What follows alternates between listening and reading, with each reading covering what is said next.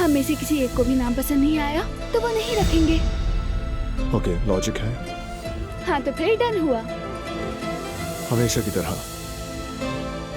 हसन है। बेबी का अरबी खानदान में शामिल होने वाला है।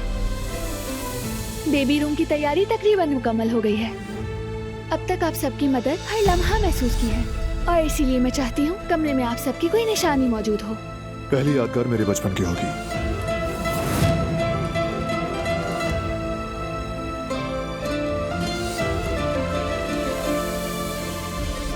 ये ड्रेसर बारान के बचपन की निशानी है बेटी, और मेरी आयतन बारान को इसी कुर्सी पर बैठकर इसे दूध पिलाती और सुलाती थी।